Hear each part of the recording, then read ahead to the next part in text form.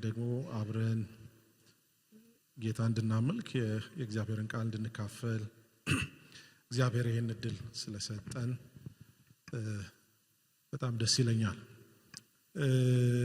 እንግዲህ ቀደም ሲል በማስታወቂያ ላይ እንደሰማችሁት ይሄን ሰሞን የጌታችን ኢየሱስ ክርስቶስን ትንሣኤና ሕማማት የምናስብበት ጊዜ ነውና እኔም የእግዚአብሔርን ቃል ማካፈላችሁ ከዚያ አንፃር ነው።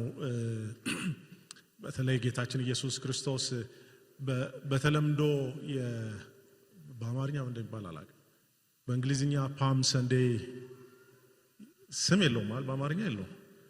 ከትንሣኤ በፊት ያለው እሁድ፣ ከመሰቀሉ በፊት ያለው እሁድ ወደ ኢየሩሳሌም የገባበት እሱ ላይ አጥንጥኜ ነው የእግዚአብሔርን ቃል ማካፈላችሁ። መጽሐፍ ቅዱስ ላይ ታውቃላችሁ የሶስቱ ወንጌላት የማቴዎስ፣ ማርቆስና ሉቃስ በጣም ተመሳሳይ ይዘት ያላቸው መልእክቶች አላቸው። ዮሐንስ ከነሱ ጋር ብዙም ባይራራቅ ግን ደግሞ በጣም እንደነሱ መንትያ የሆነ አይነት አይደለም። በጣም ጥቂቶች ታሪኮች ብቻ አራቱ ላይ ያሉ፣ ሶስቱ ላይ በጣም ብዙ ተመሳሳይ ታሪኮች እናገኛለን። አራቱም ላይ ያሉ ግን ጥቂት ናቸው እና አንዱ ይሄ ታሪክ ነው። የጌታችን ኢየሱስ ክርስቶስ ወደ ኢየሩሳሌም የገባበት ታሪክ ነው። የማቴዎስ ወንጌል ላይ ምዕራፍ 21 ላይ ነው ያለው። ምዕራፍ 21ን ባብላጫው ስለሱ ነው የሚናገረው። የማርቆስ ወንጌል ላይ ምዕራፍ 11 የመጀመሪያዎቹ ቁጥሮች ላይ አለ። የሉቃስ ወንጌል ላይ ደግሞ እንደዚሁ ምዕራፍ 19 ላይ ከቁጥር 29 ጀምሮ አለ። የዮሐንስ ወንጌል ላይ ምዕራፍ 12 ላይ አለ እና ምናልባት ወደ ቤት ስትመለሱ ይሄን ሰሞንም አብራችሁ ማሰብ የምትፈልጉና ስለ ጌታ ኢየሱስ ክርስቶስ ሞር ታሪካዊ የሆነና ወደ ኢየሩሳሌም ሄዶ ስለመሰቀሉ በደንብ ማንበብ ከፈለጋችሁ እነዚህ አሁን የጠቀስኳቸው ክፍሎች ላይ ጊዜ ልትወስዱ ትችላላችሁ። እኔ አራቱም ጋር ሞር የማቴዎስ ወንጌል ላይ ፎከስ አደርጋለሁ፣ ግን አራቱም ላይ ወዲህ ወዲያ እያልኩኝ እናገራለሁኝ። አጭር ጸሎት አድርገን እንጀምር። አምላካችን ጌታችን ቅዱስ እግዚአብሔር ሆይ በጌታ በኢየሱስ ክርስቶስ ስም እናመሰግንሃለን። እግዚአብሔር ሆይ በብዙ ምሕረት ስላገኘህን፣ ጌታ ሆይ በፊትህ እንድንሆን ክርስቶስ ኢየሱስ ስለተገለጠልን፣ የክብርህ ብርሃን ስለበራልን፣ ጌታ ሆይ ክርስቲያኖች እንድንሆን ልባችንን ስለከፈትክ ስምህን እንባርካለን። በተለይ በዚህ ሰሞን ጌታችን ኢየሱስ ክርስቶስ የዛሬ 2000 ዓመት በፊት የሰራልንን በጎነት የተሰቀለልንን መሰቀል እያሰብን ደግሞ ውለታውን ቆጥረን ስለኛ ያለውን አትኩሮት እያሰብን እንደገና ህይወታችንን እንድናርም፣ ህይወታችንን እንድናስተካክል፣ እንደገና ፍቅሩን እንድናስብ ይሄን እድል ስለሰጠህን፣ ይሄን መታሰቢያ ስለተውክልን፣ ዛሬም ደግሞ በቃልህ አልፈህ እንድትናገረን፣ እንደገና እንድታስታውሰን፣ እንደገና እግዚአብሔር አምላካችን ሆይ ቃልህ እንዲጎተጉተን እንጸልያለን። ይህን ማድረግ የምትችል አንተ ብቻ ነህ። እዚህ ጋር የምንቆም ሁላችን ተረኞች ነን። በመንፈስህ አልፈህ የምትሰራ አንተ ነህ። ጊዜውን መልሰን ለአንተ እንሰጣለን። ተናገረን በጌታ በኢየሱስ ክርስቶስ ስም አሜን። አሁን የጠቀስኩላችሁ ክፍሎች ያሉት ጌታችን ኢየሱስ ክርስቶስ ከመሰቀሉ በፊት ያሉት ጥቂት ቀናት ላይ ነው። እንደምናውቀው አርብ ዕለት ከሆነ የተሰቀለው ኢየሱስ ክርስቶስ እሁድ ዕለት ከመሰቀሉ ከ5 ቀን በፊት ማለት ነው እና በነዛ ቀናት ውስጥ እና ጌታ ኢየሱስ ክርስቶስ ለመጨረሻ ጊዜ ነው ወደ ኢየሩሳሌም የሚገባው። ሄዳችሁ ታሪኩን ስታነቡ ቤተፋጌ ከሚባል ስፍራ ኢየሱስ ክርስቶስ ከደቀ መዛሙርቱ ጋር ወደ ኢየሩሳሌም ይሄድ ነበር ይላልና ቤተፋጌ ማለት በዕብራይስጥ ቃል የበለስ ሀገር ማለት ነው። የበለስ ቤት ታስታውሳላችሁ። ወደዛ እንደውም ሲሄድ ኢየሱስ ክርስቶስ ተርቦ አንዲት በለስ ጋር ቀረብ ብሎ ነበርና በለሷ ፍሬ ስላልነበራት ኢየሱስ ክርስቶስ የረገማት በለስ ያዘነባት በለስና ከዛ የበለስ ሀገር ነው ኢየሱስ ክርስቶስ ወደ ኢየሩሳሌም እየሄደ የነበረውና ግን ያ ብቻ አይደለም። ከነዛ ቀደም ያሉትን ቀናት ወደ ኋላ ሄዳችሁ ብታዩ በጣም ብዙ ሁነቶች የተከናወኑበት ነው። ኢየሱስ ክርስቶስ ሲፈውስ ነበር፣ ሲያስተምር ነበር። በተለይ ምናልባትም የፈውሱ ደግሞ የፈውሱ ቁንጮ የሆነው አልዓዛርን ከሞት መቀስቀሱ ነው። ይሄ በዮሐንስ ወንጌል ላይ ያለው እንደነገርኳችሁ ምዕራፍ 12 ላይ ነው። የዮሐንስ ወንጌል ምዕራፍ 11 የአልዓዛር መነሳት ነውና ጌታ ኢየሱስ ክርስቶስ ቢታንያ በምትባል በኋላ ላይ በመናነሳት ከተማ ሄዶ አልዓዛርን የቀሰቀሰበት ነውና በአጭር ቃል ኢየሱስ ክርስቶስ በጣም ዝነኛ ሆኗል ያን ሰሞን። አሁን ለኛ ዝነኛ ሆኗል ስልና ምን ይገርማል ዝነኛ ላይ ሆኖ እንዴት ልትሉኝ ትችላላችሁ። የዛሬ 2000 ዓመት ግን ወደ ኋላ ሂዱና አስቡት። ኢየሱስ ክርስቶስ አንድ የ33 ዓመት ወጣት ነው። በብዙ ሰዎች እይታ ከደፋሮቹ አንዱ። ታሪክ የጻፉ ሰዎች እንደሚናገሩት ኢየሱስ ክርስቶስ ምድር ላይ በተነሳ ጊዜ የእግዚአብሔር ልጅ ነኝ የሚሉ ወደ 150 ሰዎች ነበሩ ነው የሚባለው። ማለት ያ የዘመኑ ስታይል ሆኖ ነበር። ልክ በዚህ ዘመን አሁን የሐዋርያትና የነቢያት ስታይል እንደተጀመረው ማለት ነው። በቃ ደስ ያለው ተነስቶ እኔ ሐዋርያ ነኝ ተገልጦልኛል ምናምን እንደሚል ልክ እንደሱ የእግዚአብሔር ልጅ ነኝ የሚል ስታይል ነበርና ኢየሱስ ክርስቶስ ከነዛ 150 ሰዎች አንዱ ነው። ሌሎቹ ብዙ አልተጻፈላቸውም። በጣም አልፎ ታሪክ ጸሐፊዎች የጻፉላቸው ሰዎች አሉ ከነሱ መካከል። ኢየሱስ ክርስቶስ ግን ከነሱ መሃል ጎላ ብሎ ነው የወጣውና እንደነገርኳችሁ ወጣት ነው። በጣም የ33 ዓመት ጎረምሳ ነው። ግን ደግሞ መጽሐፍ ቅዱስ እንዳስቀመጠልን ያን ያህል ስታዩት የሚስብ አይነት ማንነት የለውም። ምክንያቱም ባየነው ጊዜ እንወደው ዘንድ ደምግባት የለውም። እንደውም የተናቀ የሕማም ሰው ሰውን ፊቱን እንደሚያዞርበት ያለ ነው። ስለዚህ በጣም ኢምፕሬሲቭ የምንለው አይነት አይደለም ኢየሱስ ክርስቶስ። ገንዘብ አለው ብላችሁ አትከተሉት፣ ገንዘብ የለውም። የማቴዎስ ወንጌል ምዕራፍ 8 ላይ ስናነብ ትዝ ይላችኋል። ጌታ ኢየሱስ ክርስቶስ የተራራውን ስብከት ሲያስተምር ቆይቶ ሲወርድ ብዙ ሕዝብ ተከተሉት ብሎ ከዛ የተወሰኑ ሰዎች ፈወሰ። አንድ ጸሐፊ ወደሱ ጠጋ ብሎ ይላል እና ልከተልሃለሁ ኢየሱስ ክርስቶስን። ምክንያቱም ጸሐፊው ምንም ጥርጥር የሌለው በጣም ካልኩሌቲቭ የሆነ ሰው ነው። እንዴት ብትሉኝ እንዳልኳችሁ ኢየሱስ ክርስቶስ በጣም ዝነኛ ሆኗል። ግን ኢየሱስ የሚጎለው አንድ ነገር አለ። ምንድነው? አልተማረም። በወኔ ነው የሚያስተምረው። የከበቡት ሰዎች መተው ተናግረዋል። ከየት መጥቶ ነው ይሄ እንጨት ሲሰራ የነበረው አይደል የዮሴፍ ልጅ አይደል እንዴ ብለውታል። ይሄ ጸሐፊ ደግሞ በአንጻሩ የተማረ ሰው ነው እና በዛ ዘመን በጣም ከተማሩት ሰዎች ውስጥ ነው እና በጣም ተፈላጊ ነው። ይሄ ኢየሱስ የሚባለው ሰው ከሰበሰበልኝ እኔ ደግሞ ትምህርቴን ተጠቅሜ ለሁለት በጣም አሪፍ መስራችና ባለራዕይ እንሆናለን ብሎ አስቦ ነው ኢየሱስ እና ጌታ ኢየሱስ ክርስቶስ ምን አለው? ገባው። ምከፍል ነገር የለኝም ማለት እኔ የሰው ልጅ ራሱን የሚያስጠጋበት የለውም እና እኔ ብመጣስ ወይላ አውቀ ግባበት ከመጣ በሌላ ንግግር በእኛ ዘመን ንግግር ምንድነው? ምን እያለ ነው ኢየሱስ ክርስቶስ? እኔ እንኳን አንተን ልቀጥር እንኳን ካንተ ጋር አብሬ አዲስ ሃይማኖት ልመሰርት ማደረ የለኝም። መጽሐፍ ቅዱስ በጣም በጨዋ ቃል ስለሚያስቀምጠው እንጂ ኢየሱስ ክርስቶስ ሆምለስ ነበር እና ይሄ ሰውዬ ነው ዝነኛ ሆነ እምላችሁ። ይሄን ሰሞን በተለያዩ ማህበራዊ ሚዲያዎች ላይ ታችኋል። አንድ በጣም ዝነኛ የሆነ የፊዚክስ አስተማሪ ቲቸር ዳኒ የሚባል አይታችሁታል? አውቃለሁ እናንተ በጣም እንትን ስለሆናችሁ ማህበራዊ ሚዲያ አታዩም። ግን ድንገት ተነስቶ ነው ቲቸር ዳኒ ብቅ ያለው እና ስለራሱ ሲናገር ጎዳና ወድቄ ነበር አለ። ያውም እኔ የምኖርበት ከተማ ነው ጎዳና ላይ ወደቀው ደብረ ዘይት እና ከደብረ ዘይት መልካም ነገር ይወጣል። አሜን ነው እና ልክ እንደሱ ኢየሱስ ክርስቶስ ድንገት የሆነ ሰውዬ እኮ መጥቷል እንጂ እኮ አያውቁትም። ትምህርቱ ነው መሬቱን የገዛው። በነገራችን ላይ አደረገ ሲባል የሰሙት እንጂ ኢየሱስን አያውቁትም። ብዙዎቹ የሚወዱትም አያውቁትም፣ እምቢጠሉትም አያውቁትም። ከየት አንተ ነው እንደዚህ የምትለው ብትሉኝ፣ ለምሳሌ የጠሉት ሰዎች የገደሉት ለይሁዳ ገንዘብ ከፍለው ነበር። ለምን ከፈሉ አያውቁትም። 13 ሆነው የሆነው ይሁዳን ያውቁታል፣ 12ቱን ብዙ አያውቋቸውም። በቃ 13 ገጠሬ ግር ብሎ ይሄዳል። የሆነ ቤት ይገባሉ ይበላሉ፣ የሆነ ቤት ይገባሉ ይጸልያሉ፣ የሆነ ቤት ይገባሉ ይዘምራሉ። እና የቱ እንደሆነ ኢየሱስ አይታወቅም። ስለዚህ ለይሁዳ ገንዘብ መክፈል ነበረባቸው። ያን ሰሞን ነው ይሄ ታሪክ የሆነው። ኢየሱስ በጣም ዝነኛ የነበረበት ዘመን እና ደግሞ ፋሲካ መሆኑ ደግሞ የተለየ አድርጎታል። because አይሁድ ከተለያየ ስፍራ ፋሲካን ሊያከብሩ ይመጡ ነበር እና ስለ ኢየሱስም መስማት ይፈልጉ እንደነበር ዮሐንስ ይነግረናል።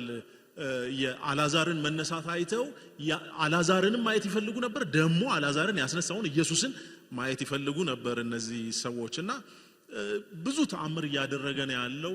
በጣም ሲሪየስ የሆነ ውጥረት ተፈጥሯል። ታውቃላችሁ የፖለቲካ ትኩሳቱም የዛኑ ያህል ከፍ ያለ ነውና ምናልባት ይሄ ሰውዬ አሁን ጊዜው ሳይደርስ አይቀርም ብለዋል። እስራኤልን ከሮማውያን እጅ ነፃ የሚያወጣበት ጊዜ ሳይደርስ አይቀርም። በጣም ሪቮሉሽነሪ የሆነ አብዮተኛ የሆነ ሰውዬ ነው።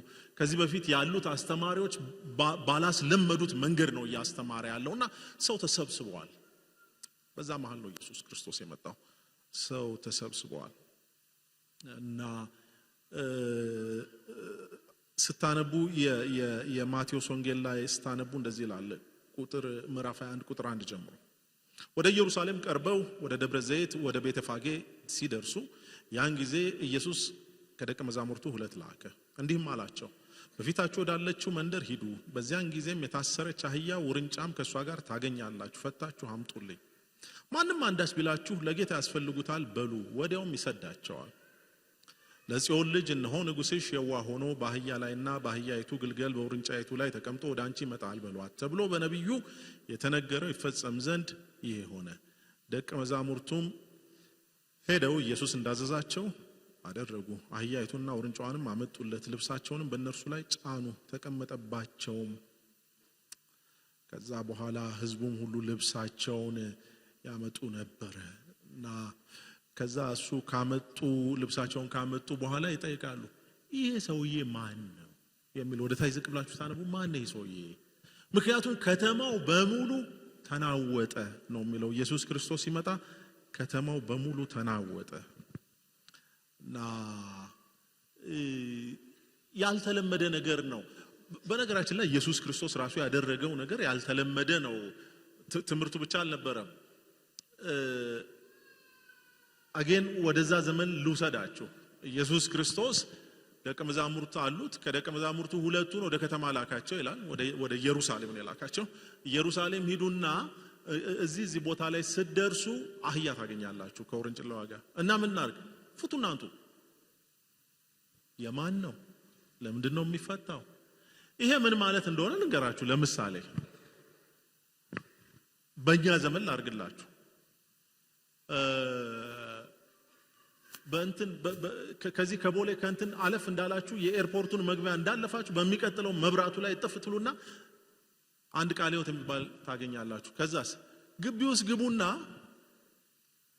ታርጋ ቁጥሩ 14 15 6 የሆነ የራሴ ነው መኪና አለኝ በነገራችን ላይ እንዲሁ እንድታውቁት ብዬ 14 15 6 የሆነ መኪና ይዛችሁ ውጡ እና ባለቤቱ ከጠየቃችሁ ኮስተር ብላችሁ ለጌታ ነው በሉት። የሰው አህያ እንደሱ ነው የወሰደው። ባለቤቱ ከጠየቃችሁ ለጌታ ያስፈልግ ኮስተር ብላችሁ እና አንደኛው ወንጌል ላይ ጠየቃቸው ይላል። እናስ እነሱ ሊፈሩ ነው እንዴ? ለጌታ ያስፈልገዋል ብለው የሰው አህያ እየነዱ ብቻ አይደለም ልብሳቸውን አውልቀው አስቀምጠው ማድረግ የሚችሉት አካባቢ ላይ በተገኘ ነገር ኢየሱስ ክርስቶስን ንጉስ ማድረግ ነው። አንድ ንጉስ ድል አድርጎ ሲገባ በፈረስ ላይ ተቀምጦ ደግሞ በጀነራሎች ታጅቦ ነው የሚመጣው። የነሱ ህግ እንደሱ ነው፣ ደንባቸው እንደሱ ነው። ሐዋርያው ጳውሎስ ቆሮንቶስ ላይ የጻፈውን ታስታውሳላችሁ። እሱን ለመግለጥ ይሄኛው ምንም እንደውም በእንግሊዝኛ የሚባለው ይሄ የይሁዱ የዛሬው ቃል በእንግሊዝኛ the triumphal entry ነው የሚባለው፣ የድል አድራጊው አገባብ። እና ኢየሱስ ክርስቶስ ምን ድል አድርጎ ነው የመጣው? ያውም ደግሞ ቀልድ ነው የሚመስለው። እንደ ልጆች ድራማ በአህያ ላይ ተቀምጦ። ግን ሰዎቹ ልብስ ማውለቅ የቻሉ ልብሳቸውን እያወለቁ፣ ልብስ ማውለቅ ያልቻሉ ዛፍ እየገነጠሉ መሬት ላይ ማድረግ ጀመሩ። ያን ቀን ድራማው ተጀመረ እና መጨፈር ጀመሩ። ምን እያሉ? ሆሳዕና ሆሳዕና፣ በጌታ ስም የሚመጣው ንጉሥ የተባረከ ነው። ሆሳዕና። የትኛው ንጉሥ? ይሄ አህያ ላይ የተቀመጠው ንጉሥ አህያ ላይ ይቀመጣል እና ንጉሥ ያለ ቦዲጋርድ ይሄዳል? ንጉሥ ጀነራል ሳያጅበው ይሄዳል? ምን አይነት ንጉሥ ነው የምትሉት? ከየት የመጣ ንጉሥ ነው? እና ግን እንደሱ ነው የሚለው። ሆሳዕና እያሉ ጮሁ፣ ሆሳዕና እያሉ ጮሁ። ሰው ሁሉ፣ ከተማው ሁሉ ተናወጠ። እና ዮሐንስ ስለዚህ ሲናገር እንደዛ የተሰበሰቡት ሰዎች እንዴት እንደሆኑ ምዕራፍ 12 ላይ ከአይሁድም ብዙ ሕዝብ በዚያ እንደነበረ አውቀው መጡ። ከሙታን ያስነሳውን አልዓዛርን ደግሞ እንዳየው ነበር እንጂ ስለ ኢየሱስ ብቻ አልነበረም። የካህናት አለቆች አልዓዛርን ደግሞ ሊገሉት ተማከሩ። ባይዘ ሊገሉ ፈልገው የነበረው ኢየሱስን ነው። ግን ኢየሱስን ከገደልን ሕዝቡ እንደ ነብይ ስለሚያየው ብለው ፈሩ እና ምን እናርግ? ይሄን ሰውዬ እንግደለው፣ ቢያንስ መረጃ እናጠፋለን። ኢየሱስ ክርስቶስ ያስነሳውን መረጃ እናጠፋለን። እና ይሄ የሚጨፍሩትን ሰዎች ሁሉ ዝም እናሰኛቸዋለን ብለው ተነሱ። ኢየሱስ ሰው እንደዛ ሲጮህ ሌላ ቡድን ደግሞ ነበር ስለ ኢየሱስ ክርስቶስ እንዴት እንደሚገድሉት ተማከሩ የሚል ምክር ቁጭ ብለው ኢየሱስ ክርስቶስን ለመግደል ተሰብስበው በደንብ በቃ እቅድ የሚያወጡ ሰዎች ነበሩ። ሌላው ቀርቶ ያን ጊዜ ከሚገዟቸው ሮማውያን ጋር እንኳን በኢየሱስ ክርስቶስ ምክንያት ተባብረዋል። አንድ አይሁድ የገዛ ወንድሙን አሳልፎ ለመስጠት ከሮማውያን ጋር ከተባበረ ከአረማውያን ሁሉ የባሰ አረማዊ ተደርጎ ነው የሚቆጠረው። ግን እነዛ የካህናት አለቆች ኢየሱስ ክርስቶስን ለመግደል የነበራቸው ምሬት ያን ያህል ነበር እና እዛ ድረስ ነው የሄዱት። በመሰረቱ አንድ አይሁድ ሌላን አይሁዳዊ ፈጽሞ አጋልጦ መስጠት ወንጀል ነው። ይሄ አዲስ ታሪክ እንዳይመስላችሁ። ገና ከሙሴ ዘመን ጀምሮ ስትሄዱ ታገኙታላችሁ። ትዝ ይላችኋል። ሙሴ ለአይሁዳዊ ወንድሙ አግዞ ግብፃዊውን የገደለውን ታስታውሳላችሁ አለ። እና ሙሴን ያዩት እኮ አጋፍተው አልሰጡትም። ሌላ ቀን ሲጣላው ነው አንደኛው አይሁዳዊ እንዴ አንተ ያን ግብፃዊ እንደገደልክ ልገለኝ ነው እንዴ ያለው እንጂ እኮ ሙሴ ግብፃዊውን እንደገደለው እኮ ይታወቃል። ግን አጋልጠው አልሰጡትም። ይሄ በጣም ባህላቸው ውስጥ እላፊ የሆነ መተሳሰር ያለባቸው ሰዎች ናቸው። ኢየሱስ ክርስቶስ ጋር ግን ሲመጡ የጥላቻቸው ጥግ ይሄን ደርዝ አልፏል እና የመጣ ይምጣ ሄደን አሳልፈን እንሰጣለን ብለው ኢንፋክት ሄደው የከሰሱትም ቄሳር ጋር ነው እንደምታውቁት። በቀኑ መጨረሻ ከ3 ቀን በኋላ ኢየሱስ ክርስቶስን ቄሳር ጋር ነው የሰጡት እና አልዓዛርንም ጭምር ነው ሊገሉት የፈለጉት። ምን ያህል ቢጠሉት ነው? የኔ ጥያቄ እሱ ነው። የመጀመሪያው ጉዳይ ምን አረጋቸው? ቅድም የነገርኳችሁ ተራ የ33 ዓመት ሰው ተራ ያልተማረ፣ ገንዘብ የለው፣ ስልጣን የለው፣ ዘመድ የለው፣ ቤት የለው፣ ምንም በቃ ያን ያህል ትሬት መሆንም ስጋት መሆን የማይችል ሰውዬ ነው። ለምን ጠሉት? ለምን በዚህ ደረጃ ጠሉት?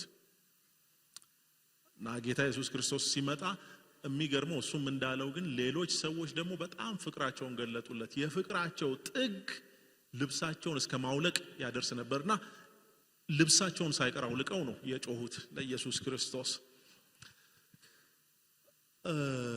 በእርግጥ እነሱም የራሳቸው የሆነ ምክንያት ነበራቸው። በኋላ መለስበታለሁ። ነበራቸው ምክንያት። ኢየሱስ ክርስቶስ እንደዛ የፈለጉበት ተስፈኞች ነበሩ።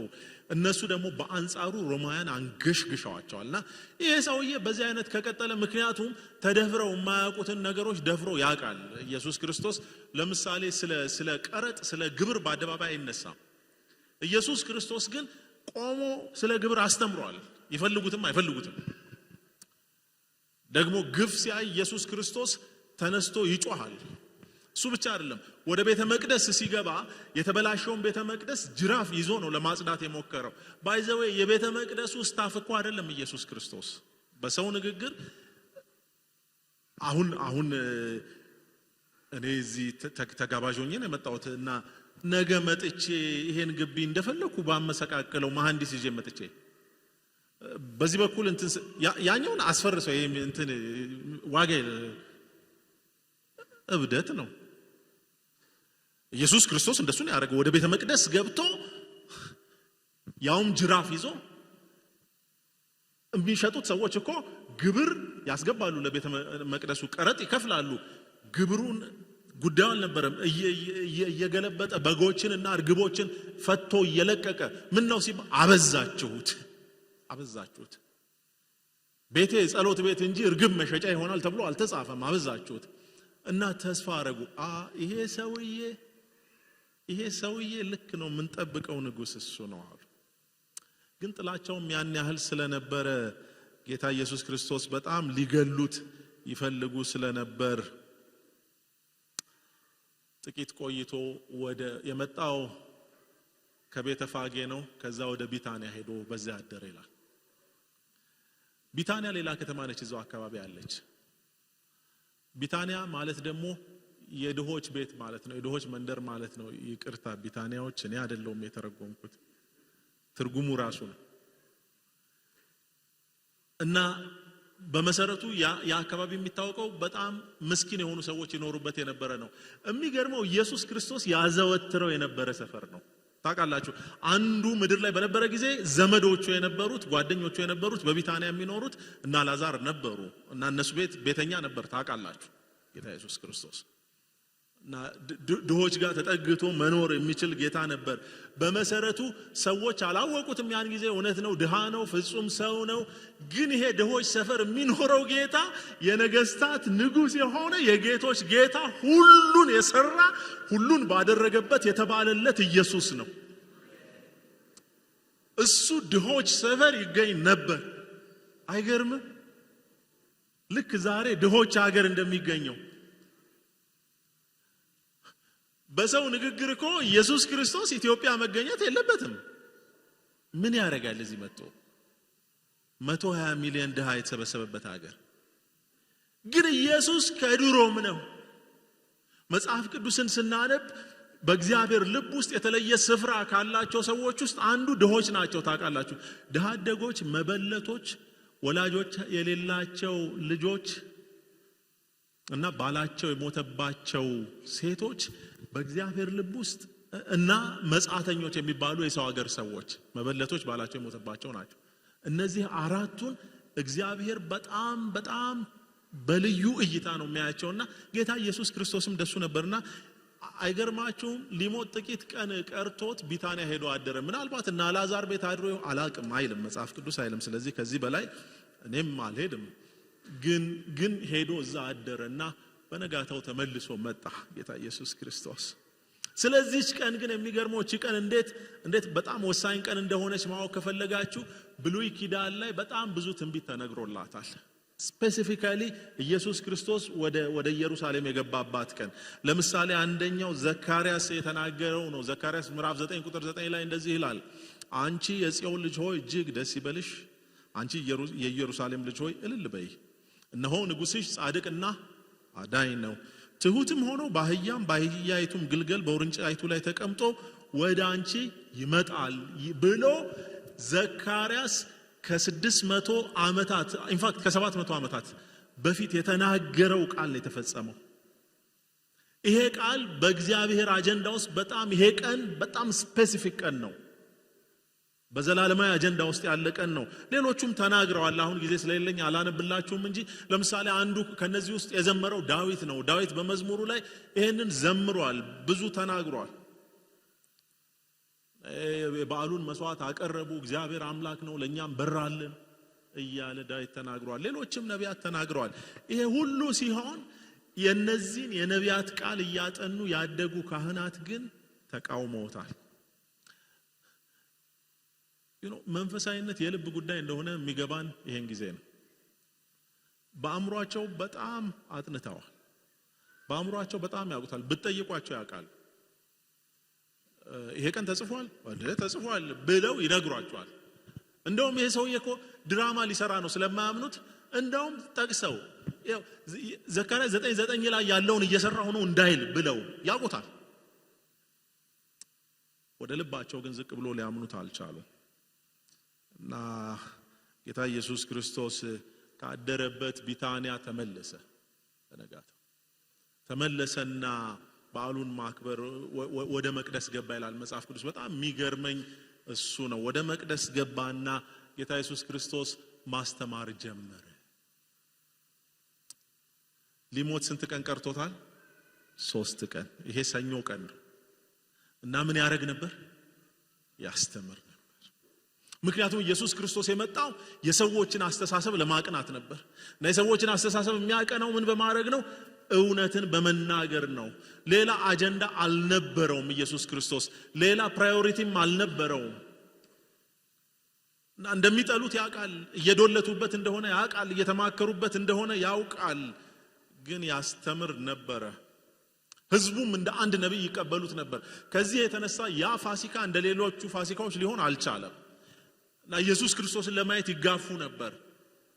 ጌታ ኢየሱስ ክርስቶስ ያስተምር ነበር። ዳዊት ቅድም እንዳልኳችሁ ለዚህ ብሎ ተናግሯል። አቤቱ አድን፣ እባክህን አድን፣ በእግዚአብሔር ስም የሚመጣ ብሩክ ነው ብሎ ከእግዚአብሔር ቤት መረቅናቸው። ጌታ ኢየሱስ ክርስቶስ ይሄን የሚናገረውን ዳዊት በ118ኛው መዝሙር ላይ እንደዚህ ብሎ ተናግሮ ነበር። በጣም የሚገርመኝ የእግዚአብሔርን ሐሳብ የእግዚአብሔርን ፈቃድ ማስተማር በእግዚአብሔር ዘላለማዊ ዕቅድ ውስጥ እንዴት ማዕከላዊ ስፍራ እንዳለው። ጌታ ኢየሱስ ክርስቶስ እኮ በጣም ብዙ ነገር አድርጓል። እንዳልኳችሁ ፈውሷል፣ ሰዎች አድኗል። ከትናንት ወዲያ እኮ አልዓዛርን አድኖታል፣ ወይም ባለፈው ሳምንት ውስጥ። ዛሬ ግን ያለ ማድረግ ብዙ አልተሯሯጠም። ለምንድን ነው እሱን ያላረገው? በእንደዛ አይነት የንጉስ አገባብ ገብቶ ሰው ሁሉ እንደዛ እየጮህለት ሲጀመር የመጀመሪያ ቀን አላደረምም። ሰው እዛ ሲያድር ያን ሳምንት በነገራችን ላይ ኢየሩሳሌም ማደር የተለመደ ነው። ሰው በያገኘው ጥጋጥግ ያድራል። የኢየሩሳሌም የእንግዶች ማረፊያዎች ይሞላሉ። ኢየሱስ ክርስቶስ ግን ወደማይፈለግ ወደ ድሆች ሰፈር ሄዶ አደረና ተመልሶ ጧት መጣ እና በመቅደስ ገብቶ ያስተምር ጀመር እና ያስተማረ ያለ የካህናት አለቆችና ሽማግሌዎች ቀርበው ጠየቁት ይላል። ምን ብለው? በምን ስልጣን ነው ታስተምር? ምን ስለሆንክ ነው? በጣም ተበሳጭተዋል። ሰይጣን የማይወደው ነገር ምን እንደሆነ ታውቃላችሁ? ሰዎች የእግዚአብሔርን እውነት አውቀው ነፃ እንዳይወጡ። ዛሬም ድረስ የእግዚአብሔር ቃል ማዕከላዊ ስፍራ እንዳያገኝ በተለያየ መንገድ የሚዋጋው አንዳንድ ጊዜ መልካም በሚመስል እንዳልኳችሁ በጣም ብዙ ቦታዎች ተአምራትና ድንቅ መጽሐፍ ቅዱሳዊ ነው። ምንም እኔ ችግር የለብንም። ኢየሱስ ክርስቶስ ግን ወደ ምድር የመጣው በዋነኛነት ተአምርና ድንቅ ሊያደርግ አይደለም። አገልግሎቱን ገና ሲጀምር ተአምርና ድንቅ እንዲያደርግ ተጠይቆ ነበር። ትዝ ይላችኋል። ፈታኝ ወደሱ ቀርቦ ይላል የእግዚአብሔር ልጅ ከሆንክ እያልክ አይደለም አሁን እንደሱ ልትላለም ተመልሰ ገና አገልግሎት እና በቃ እንደውም አስደምማቸው፣ እኛንም አስደምመን ምን አድርገ ከዚህ ተገለባብጦ ወረድ ከዚህ ከተራራው ላይ እና አስደምም። በቃ ጉድ ነው የሚባለው። ኢየሱስ ክርስቶስ ደረጃ እያለ ለምንድን ነው የሚገለባበጠው? እንዴ ለምንድን ነው እግዚአብሔር የሚፈታተነው? አሁን እኮ 2000 ዓመት ካለፈ በኋላ በብዙ አብያተ ክርስቲያናት መድረክ ላይ እኮ እንደ ዋነኛ ነገር የሚነገረው ይሄ ማስደመም አገልግሎት እኮ ነው፣ እንደ ትልቅ ነገር። እኔ በጣም የሚያሳዝኑኝ አገልጋዮቹ ናቸው። የአየር ሰዓት በገንዘብ በዶላር እየከፈሉ አጋንንት ኢንተርቪው የሚያደርጉ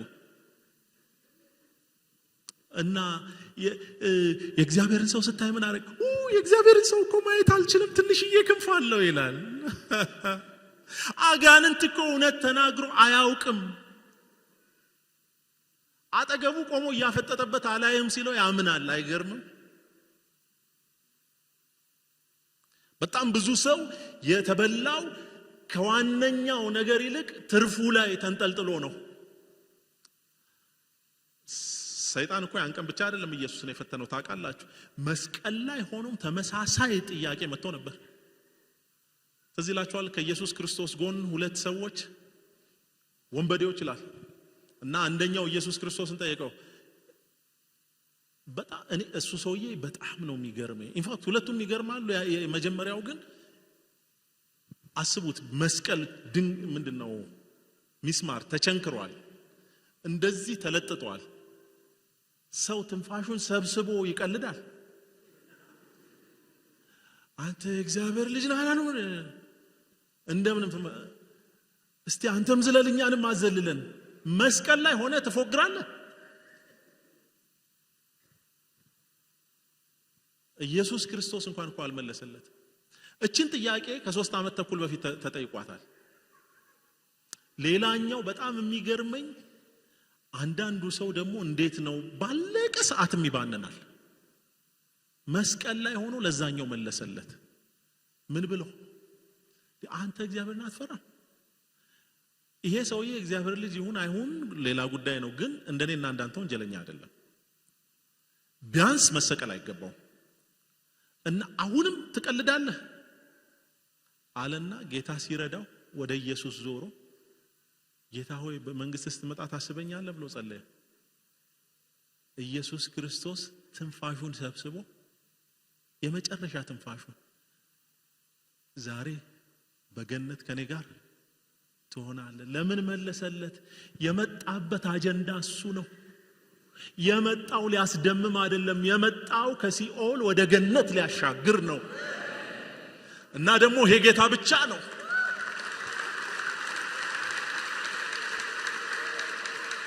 ይሄ ጌታ ብቻ ነው መስቀል ላይ ሆኖ ሲኦል ቀጠሮ መስጠት የሚችለው። አይመስለንም አይደል? ያለቀችን ጥፍጣፊ ላይ ስንሆን መድረስ የማይችል ይመስለናል።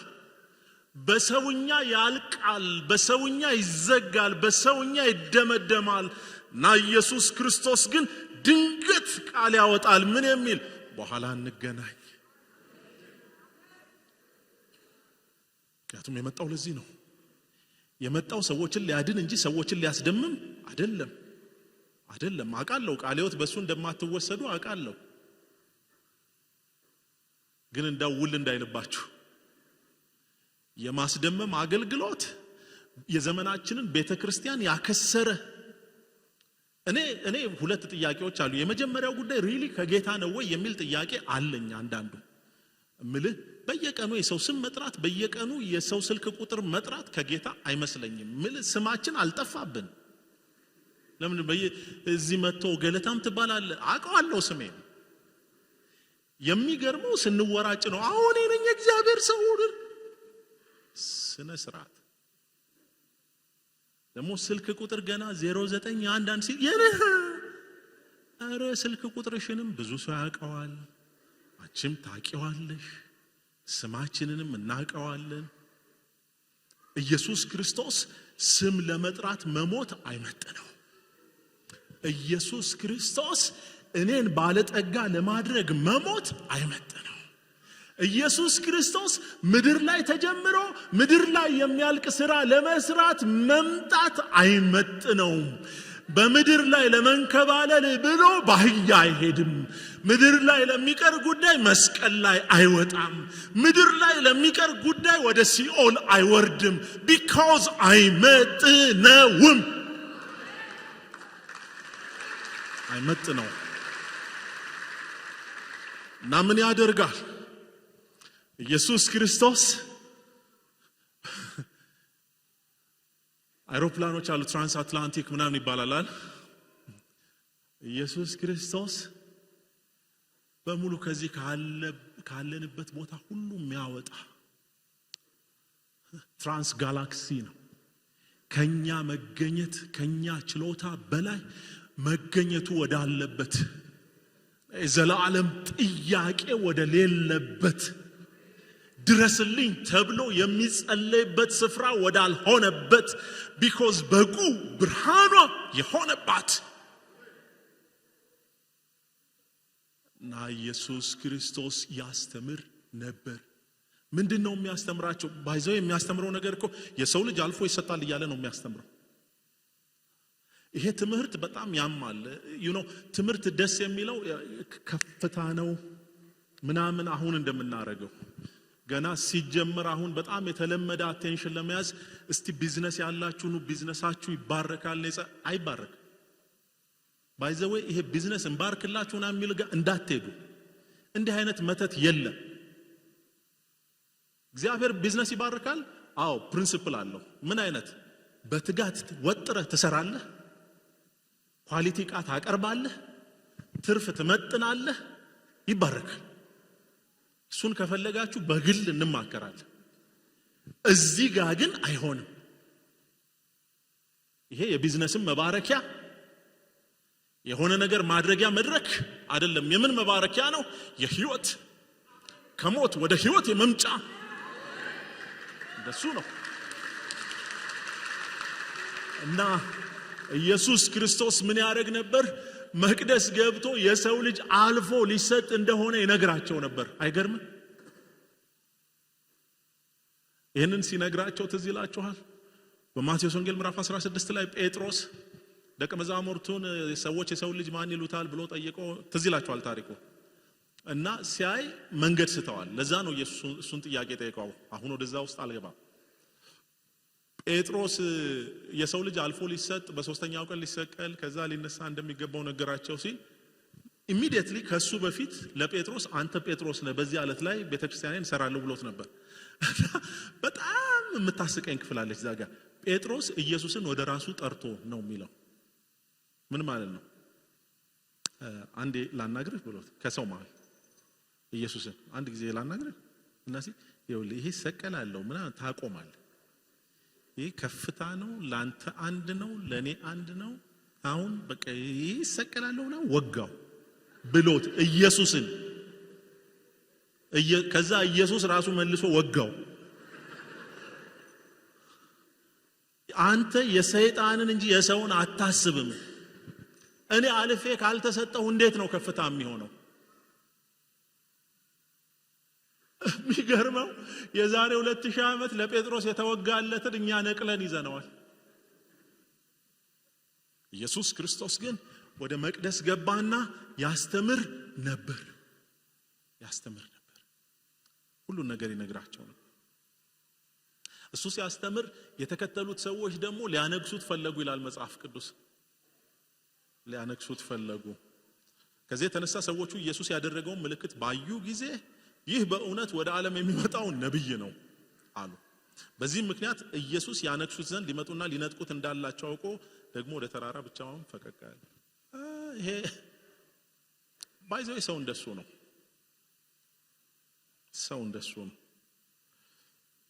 ያላወቁት ይሄ ሰውዬ ማን ነው እያሉ ይጠይቁ ነበር። ማን ነው እንደዚህ እንደፈለገ ሲፈልግ ባህያ ይሄዳል፣ ሲፈልግ ያስተምራል፣ መቅደስ ገብቶ ሲፈልግ ቴብል ይገለብጣል። ማን ነው ይሄ ሰውዬ? ወደ ኢየሩሳሌም በገባ ጊዜ መላው ከተማ ይሄ ማን ነው ብለው ተናወጠ። ህዝቡም ይህ ከገሊላ ናዝሬት የሚወጣው ነብዩ ኢየሱስ ነው አሉ። ያታውቁትም እንደ መባባል ተጀምሯል። አሁን ኢየሱስ ክርስቶስ አንድ ደረጃ ከፍ ብሏል። ተራ መምህር መሆኑ ያቆመ ይመስላል። ስለዚህ የካህናት አለቆችና ፈሪሳውያን የግድ መሞት አለበት።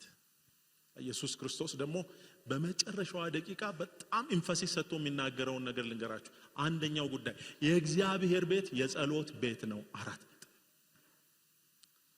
ሌላ አጀንዳ የለም። 2000 ዓመት አልፏል። ዛሬም አጀንዳ አንቀይርም። ይሄ ቤት የጸሎት ቤት ነው። ቻው። ከዛ በታችም ከዛ በላይም አይመጥነው። ጌታ ተገኝቶ ባለበት፣ ይሄ አዳኝ መጥቶ ባለበት ቁሳቁስ ብቻ ላይ ማተኮር እንዴት አይነት ኪሳራ ነው? ቢኮዝ ቁሳቁስ በተለያየ መንገድ ይገኛል። የትም የምታገኘውን ጌታ ፊት አይጠየቅም። የትም የሌለውን ነው እዚህ ቤት መተን የምንጠይቀው። እሱ ጋር ብቻ የሚገኙ ያውቃል ኢየሱስ ክርስቶስ። የመጀመሪያው ጉዳይ እሱ ጋር ብቻ ያለ የዘላለም ሕይወት። የሰው ሁሉ ጥያቄ እሱ ነው። ከዚህ ህይወት በኋላ ምንድነው መሆነው? ባይዘዌ የትኛውም ሰው አቃል ቅድም ማስታወቂያ ላይ አይተናል። ኦልሞስት ሁላችንም በጌታ ያለን ሰዎች ስለሆነ ግን እድሜያችንን መስጠት የሌለብን ነገን የት እንደምናሳልፍ እርግጠኞች ካልሆንን ያ አምላክ ለመሆን ብቁ አይደለም። እንደኔ ግራ ከገባው ግራ ለመጋባት ምን አምላክ ያስፈልገኛል? ኢየሱስ ክርስቶስ ግን ለሚከተሉት ሰዎች መጨረሻቸውን ነግሯቸዋል። ዮሐንስ ወንጌል ምዕራፍ 14 ላይ ትዝ ይላችኋል። በአባቴ ዘንድ ብዙ መኖሪያ አለ፣ ባይሆን ኖሮ ባልኳችሁ ነበር፣ ስፍራ አዘጋጅላችሁ ዘንድ እሄዳለሁ። አሁን ግን ለሱ ዓለም መሄደው እኔ ባለሁበት እንድትኖሩ ልወስዳችሁ ተመልሼ እመጣለሁ። ዘላለም ከኔ ጋር ነው ብሏል። እና ኢየሱስ ክርስቶስ አንዱ ጉዳይ ሲነግራቸው የነበረ እዛ ምን አስተምሯል ብላችሁ እነዚህን አራት ወንጌላት አንድ ላይ አምጥታችሁ ስታነቡ የምታገኙት አንደኛው ጉዳይ የእግዚአብሔር ቤት የጸሎት ቤት ብቻ ነው የሚል ነው። በቃ እርግም መሸጫም አይደለም፣ እከሌ መጥቶ አንደኛም የሚሆንበትም አይደለም፣ ማስደመሚያም አይደለም። ዛሬም ቢሆን እንደሱ ነው። ከጸሎት ቤትነት የተረፈ የእግዚአብሔር ቤት ሊባል አይችልም። እኔ የዘመናችን ነቢያት አንዱ በጣም በቆንኩበት መድረክ ሁሉ እናገራለሁ። ምክንያቱም የምናገረው እኛ ዝም ማለታችን እነሱ እንደፈለጉ ስላደረጋቸው በጣም የሚያስገርመኝ በቦዲጋርድ ታጅበው የሚሄዱ ነቢያት ናቸው። እሱን ያልጠበቀን እግዚአብሔር ነው እንደሚሰብክልኝ ለኔ። ቦዲጋርድ ካስፈለገ እግዚአብሔር ምን ያደርግልሃል? እንደሱ በጠመንጃ በመናም ታግል እና እንደ ትልቅ ነገር ነብይ እንትና ሲመጣ ከተማ ለ4 ሰዓት ተዘጋች። ይሄ እኮ ቦዘኔ ነው እኮ። ከተማ ለ4 ሰዓት ተዘግቶ ስራ እንዲቆም በዚህ ድህነታችን ላይ ጭራሽ 4 ሰዓት ስራ ፈትነት ከተማ ሙሉ። ይሄ እኮ በህግ ነው መጠየቅ ያለበት ነው። እዚህ ቤት አንድ ነገር ነው። የእግዚአብሔር ቤት ከተባለ አንድ ነገር ነው። እንመጣለን፣ እንጸልያለን፣ ይሰማናል። ሁለተኛ ሲናገር የነበረው ያለ ማንም አማላጅ በራሳችሁ ብትጸልዩ የለመናችሁትን አምናችሁ ብትጸልዩ ሌላው ቀርቶ ይሄን ተራራ ተነቀል ብትሉት ይሆናል እያለ ነበር የሚነግራቸው። ያን ቀን የመጨረሻ ሰዓት ላይ ኢየሱስ ክርስቶስ መሐል አያስፈልግም፣ ማንም ሰው አያስፈልጋችሁም፣ በእኔ ስም አድርጉት። በቃ እኔ ምን አይነት መተማመን ነው? አንዳንድ ጊዜ ሰው ገጥሟችኋል እንደሱ ሂድ ንገረው በቃ ከሌ የሚል እናንተም ብላችሁ ይሆናል። የሆነ ቦታ ወይ እናንተ መስሪያ ቤት ምናምን ስደርስ ስልክ በቃ እሺ ከፈራ ስልክ ደውልና አገናኘኝ እና እንደውም በጣም ኢምፖርታንት መሆን ይሰማችኋል። እንደሱ ካላችሁ ስልክ ሲያይ የኔ ነው በቃ እንትና ጋር ወሰደው ምናምን ትላላችሁ። እኛ እንደሱ ማለት ከቻለን ኢየሱስ ክርስቶስ የመቶ አለቃ እንዳለው ትዝ ይላችኋል። በማቴዎስ ወንጌል ምዕራፍ 8 ላይ መቶ አለቃው ልጄ ታሞብኛል ሲለው ኢየሱስ ክርስቶስ ልምጣ ቆይ በቃ አብረን እንሄዳለን እኔ ቤት አለው። ምን ሆነ ነው? እንዴት አይመጥንህም? ልጄ ታመማል አልከ፣ በቃ እዚህ ሆነ ቃል ላካ ይፈወሳል። ምን ተናገርበት። ሰዎች እኮ ባይዘው እሱን ወስደው ነው ቃል ላውጣብህ ወይ የሚሉት። ኢየሱስ ክርስቶስ በጣም ተገርሞ በኢየሩሳሌም እንኳን እንደዚህ አይነት እምነት አላየውም። ቃል እንደ እምነት ይሁንልህ አለው። ልጁም በዚያን ጊዜ ተፈወሰ ይላል ኢየሱስ ክርስቶስ። አሁን የሚላቸው እሱን ነው። ይሄን ተራራ ነቅላችሁ ውሃ ውስጥ መጨመር ይችላልላችሁ፣ ማንም አያስፈልጋ። ይሄ ቃል የሚያወጣ ምናምን አያስፈልጋችሁም። የእግዚአብሔር ሰው ቃል አወጣብኝ ምናምን ሲጀመር እንደሱ ማለት ያሳፍራል፣ በእውነት ያሳፍራል። እና በጣም ግን እንትን ኖርማቲቭ ኤክስፒሪየንስ ሆነና የለመድነው ሆነና እኛም ደፍረን በቃ ቃል አወጣብሃለሁ ምናምን አውጣ ካልደከመ። የኛ ቃል እኮ የሚሰራው ከሱ ቃል ጋር ከተስማማ ብቻ ነው።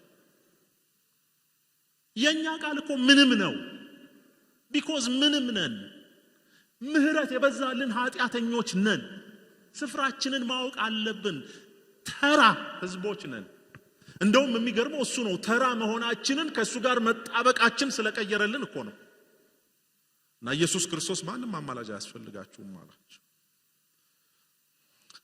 እና መጨረሻ ላይ ይሄ እግዚአብሔር የላከውን አዳኝ ሌሎች ሰዎች እየተከታተሉት እንደሆነም ይነግራቸዋል።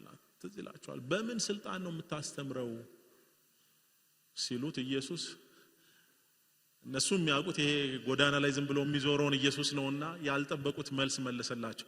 ጌታ ኢየሱስ በጣም ደስ የሚለኝ እንዲህ በጣም ኮርነር ሲያደርጉት የሚመልሳቸው መልሶች ናቸው። ልመልስላችሁ በምን ስልጣን እንደምፈልግ። ኦኬ አንድ ጥያቄ እንቆቅልሽ ጀመራችሁ። እንቆቅልሽ እሺ፣ የዮሐንስ ጥምቀት ከሰማይ ናት ከምድር አላቸው። ፈጽሞ ዮሐንስ ከምድር ናት ካልን ሰው ይገለናል። ከሰማይ ናት ካልን እኔም ከሰማይማ እኔም አለ ይለን ነው።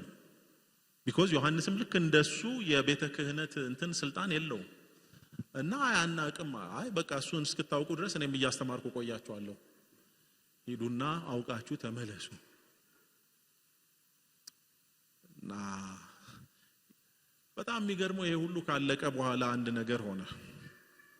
ወደ ታሪካችን መጨረሻ ስንመጣ እነዚህ ሆሳዕና በእግዚአብሔር ስም የሚመጣ ንጉስ የተባረከ ነው እያሉ ቅድም የተቀበሉት ሰዎች ከ3 ቀን በኋላ ደግሞ ተሰብስበው ስቀለው ማለት ጀመሩ።